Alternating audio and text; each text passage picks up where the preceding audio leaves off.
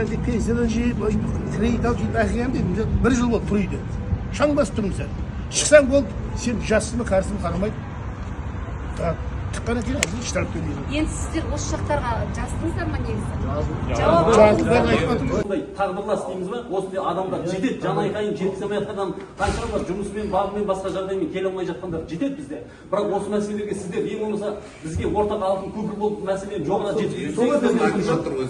Бұзған жағдайда халықтың өздері талап еткен, біз де талап етеміз да. Жол ережесін бұзып аямаңыздар. Штрафын салып сатып алады. Былай жол ережесін бұзбаса барлығын еді. Таксобай жеткен көреді, межбалтай дейтін адамдар сол үшін ғана машина келіп жатыр да. Басқа облыстарда солай. Қалапаевтың өзі де айтты ғой, бұл заң қалап осы өзгеріс болмайды дейді да.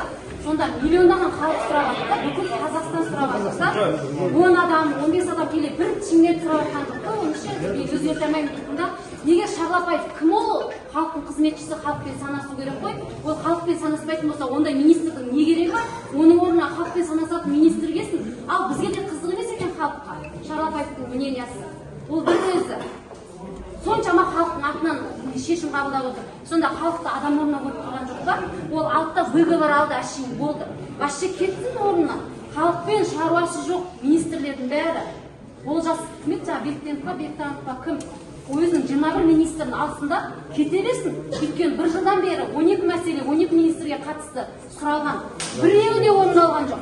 Не керек бар сонда өмір бойы үстіре береміз ба, қамалып аузымызды а деп ашсақ, жағдайымызды сұрасақ? Уже оларға откровенно айтып жатыр кетсін деп. Қолдаймыз.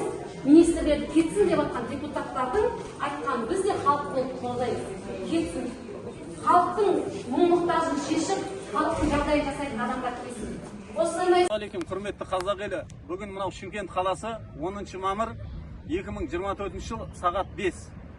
Біз бүгін шетел көлік иелері Шымкент қаласының әкімдігіне барып өз өтел алым мен алғашқы кәдеге жарату алымына байланысты наразылығымызды тыңдайтын адамдарды арнайы өтініш арқылы жазылған өтінішіміз негізінде келіп осында қабылдауына келдік. Келген кездегі өз деңгейінде қабылдау болмады. Біз наразымыз. Және де осыған жауапты тұлға ретінде ел президенті Қасым-Жомарт Кемелұлы Тоқаев мырза, біздегі өндіріс және құрылыс министрі Қанат Бейсенбайұлы Шарлапаев мырзаны осы қызметіне дұрыс атқармауына байланысты, одан кейін осыны елдің өкімет басшысы Олжас Бектеновтың бірінші орынбасары Роман Васильұлы Скляр мырзаны орындарынан алуын талап етеміз.